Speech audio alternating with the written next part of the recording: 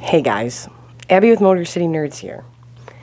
We got big news. If you saw my live stream, I tried to watch The Dark Tower with you guys, and it just kept crashing. But hi to the new subscribers. Welcome. I'm glad to have you. Thank you so much for hitting 1K. I'm going to do a separate video. We're going to do something fun for 1K if it won't let me stream that, because that was what I was going to do when I hit 1K, and I'm so grateful. But we got huge Stephen King news. If you didn't hear about it already, and I was talking about it with John over at Movie Lovers Unite, but they're going to do The Dark Tower in a series, you guys. They're going to do it. They're doing it. Variety reported it, like a real publication reported this. Now, if you guys have been here for a minute, you know that The Dark Tower is my jammy. Not only is it my jammy, I have that, I have all the books, I have the redone Altogether Marvel editions with their companions. I love The Dark Tower. Now, if you can keep up with multiverses, and you know how Loki has the multiverse going on? Okay, now imagine that times 10 and throw in a turtle, because we're not going to forget about the turtle. But in it, when they redid that movie, and we'll get into something crazy there, I was waiting for them to just... I didn't think the Cosmic Turtle would be in it, but I thought they might mention it, because they're always whispering about doing The Dark Tower as... something, and then that movie came out, which we don't acknowledge, and you want to know what? It wasn't the cast at all. It wasn't the cast. It was, I don't know who said this was a good idea, because from the jump I've been saying it's one thing to do The Dark Tower. It's another thing if they want to do The Gunslinger, which you could do a one-off movie of The Gunslinger, which is the first book. So I don't know why they went all out, knowing how crazy this gets. Catherine Winnick from Vikings is in it, Matthew McConaughey's in it, and Idris Elba's in it. That's all great, but you guys want to know what's really weird? I thought, now, like I said, the turtle, there's different beams, and the turtle's a big deal. That's all you need to know. But in the book, when they fight Pennywise the first time, the cosmic turtle is what helps them not defeat him, because obviously he comes back, but helps take him down. And even the turtle's like, this is crazy. But essentially, here's the tower in the middle, right? And I explained it once before in one of my Loki videos. Here's the tower in the middle. And then there's beams that come off of it. Now, each beam is its own parallel universe. And each one has a animal protector. And ours is, see the turtle of enormous girth. On his back, he holds the earth. His thought is slow, but always kind. He holds us all within his mind. Turtles are used all the time in things. And I don't know if we're living in the Dark Tower or what. The Cosmic Turtle even says it's crazy, and he comes to help the Losers Club in the book and fights Pennywise the first time, and then the second time he doesn't come to help them, and it's a big thing. But either way, each animal represents a different parallel universe, and our main character jumps in and out of those quite frequently, and that's what makes this so hard to adapt. It's almost impossible to adapt, just because if you know the story, you know that there's so many like little things from our real world, like Hey Jude and things like that, thrown in with all it. And John made a really good point when we were talking about it. He was like, this crosses so many genres that it's a hard vibe to get right. It's sci-fi, it's fantasy, it's Western, it's all of those things it's horror, it's all of those put together, and that's kind of hard to nail down. So when they said they were going to do the movie, I was just like, what? And then I was like, there's just no way that you can fit all this in. Now, I still haven't watched the movie all the way through. I only watched as much as you guys saw me watch. But it's not an easy... this is a hard thing to adapt. So, when I read this, I was happy to hear it. And other Dark Tower fans, I think, will be too. What is his name? Let me find the article from Variety. Mike Flanagan. The Dark Tower TV series is in the works from The Haunting creator, Mike Flanagan. The Haunting of Hill House and Midnight Mass creator Mike Flanagan and his producing partner Trevor Macy have acquired the rights to adapt Stephen King's The Dark Tower into a TV series. Flanagan and Macy revealed the news Thursday in an interview with Deadline, which dove more into the pair's recent decision to move their Intrepid Pictures overall deal from Netflix to Amazon. Now, I have a theory here. You know how, and also, it's kind of crazy what else this says, because I was saying this if you watched my Rings of Power video. I was like, they should have cut all of Gandalf's stuff. Well, what I think is Gandalf. If you've watched it, you know. They should have cut all of that out, streamlined the series more, and then had either in the middle of the season or after the first season, had like a 2-hour TV movie event or whatever, and then put all the Gandalf stuff in there. They are doing, I think they're doing seasons and companion movies with it. And I was like, smart. That's exactly what I said Rings of Power should do. There's just too much. And I think Amazon, honestly, might be saying, you know how we had the world's, or the history's most expensive show with Rings of Power?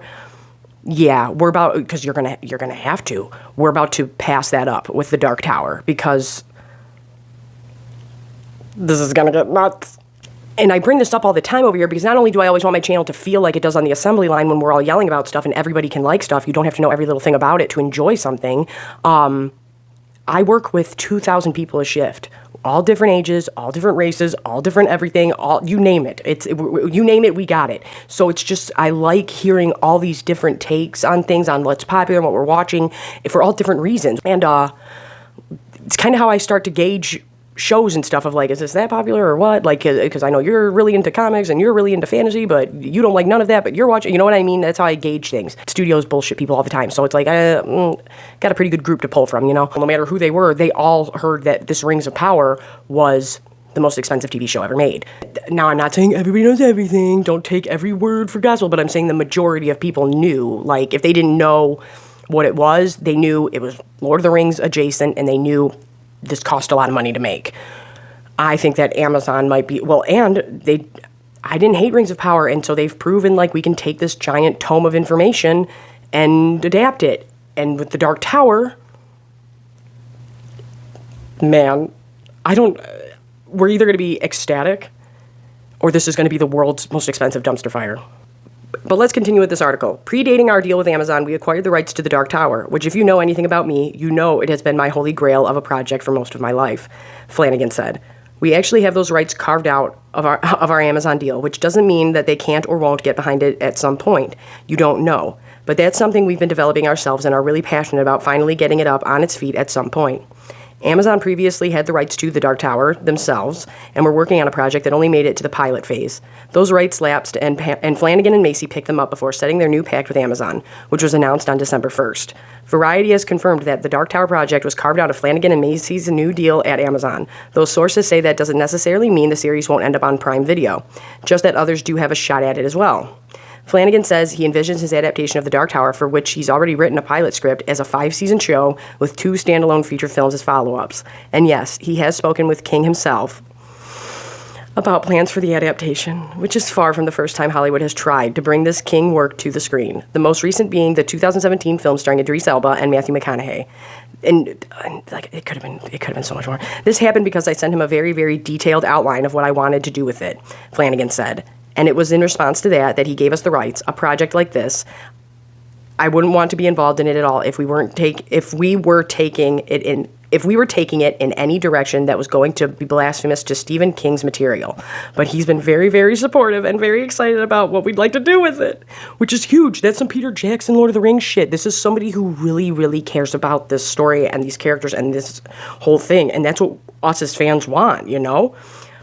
Intrepid was previously under an overall deal at Netflix. While there, the company put out multiple hit shows in the horror genre, including both The Haunting of Hill House and The Haunting of Bly Manor, as well as Midnight Mass and The Midnight Club. Flanagan was the creator of the first 3 of the aforementioned series and the co-creator of the 4th.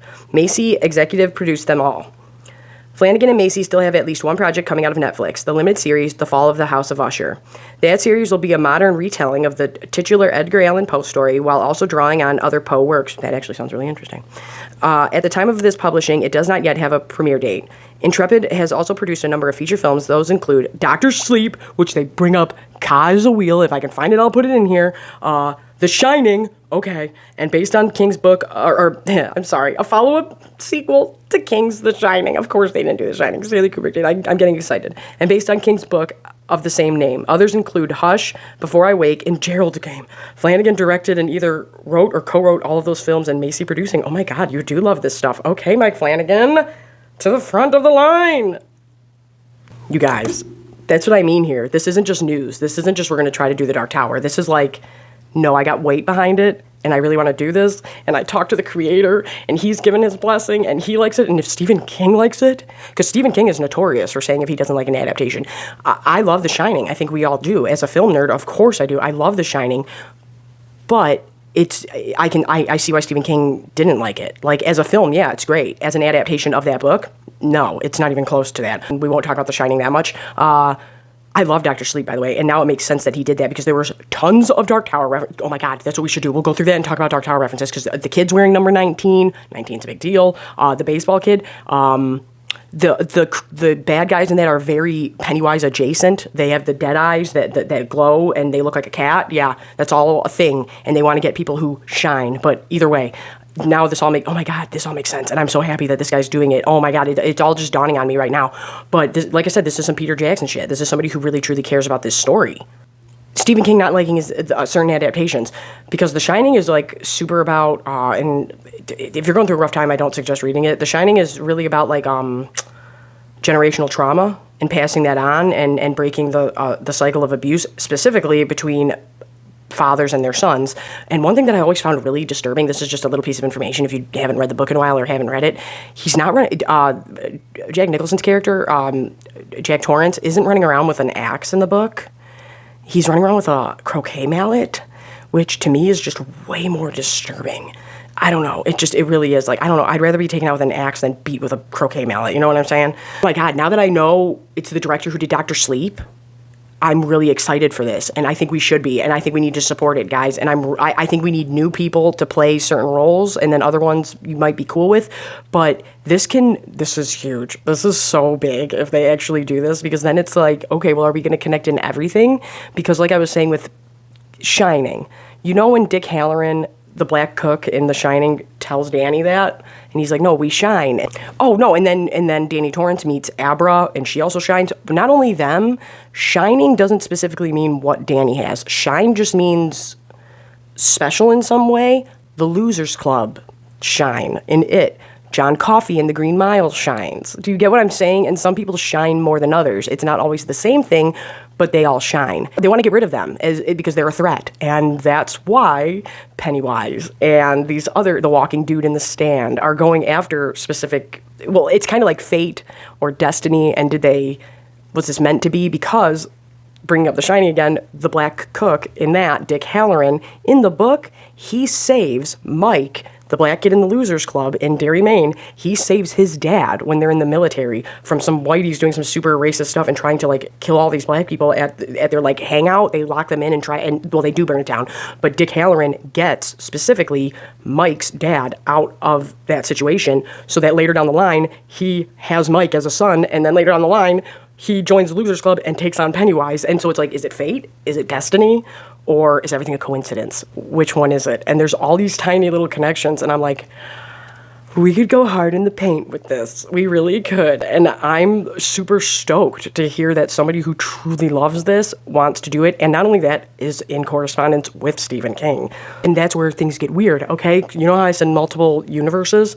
The same kid who plays Henry Bowers in the first It plays the bully that fights Jake Chambers in the Dark Tower movie. And I was like, this is why I kept thinking, are they sprinkling nuggets throughout these movies to lead up to a possible Dark Tower thing? Because when Castle Rock came out on Hulu, which I loved, and they stopped making, that was very like, it wasn't Dark Tower, but it was Dark Tower adjacent, where it was like, okay, this is heavily Stephen King inspired. You're using locations he has, and yada yada. And I was like, I feel like you guys are too scared to go full Dark Tower, so you're doing this like Stephen King adjacent story going on. But now if we're going full Dark Tower, there are several times in the book where different characters from different books, different universes, see Jake Chambers and see some of the characters and are like, oh my God, you're so-and-so. You're this kid. You're that kid. And they're from all these different stories. And they're like, he's like, no, I'm Jake Chambers from New York. And they're like, oh my God, you look just like whoever. And it's like, okay, well, is it because Jake in a parallel universe is the kid from Salem's Lot? Do you get what I'm saying? It gets real crazy. So it's like, oh my God.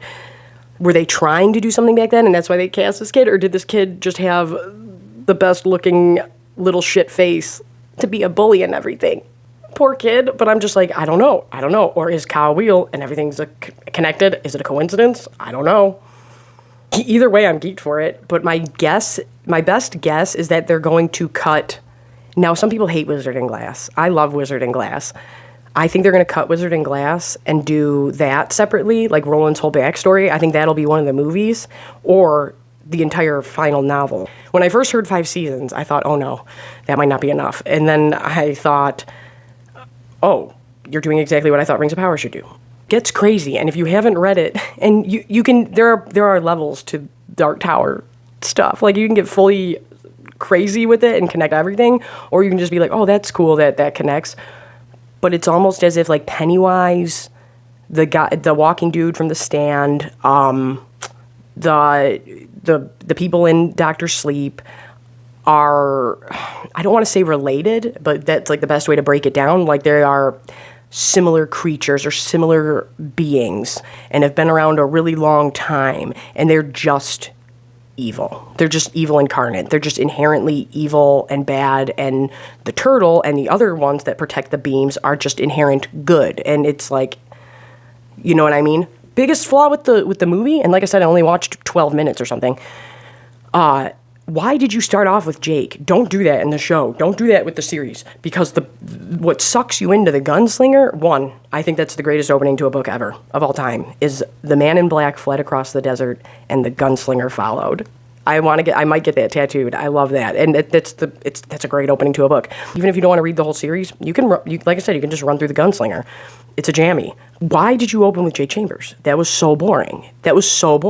What sucks you into the book is starting off with Roland of Gilead, this badass who's of the line of King Arthur and all this stuff. But it's like we start out with this badass gunslinger going into Tull and the massacre going down and everything with that. And and that's what sucks you in, is going, who's this badass gunslinger running around the town?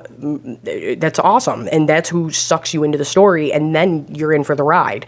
In the movie, when we started out with Jake, I was like, snooze fest, mix snooze fest. But I already knew it was going to be a snooze fest, and I already knew it was going to be bad.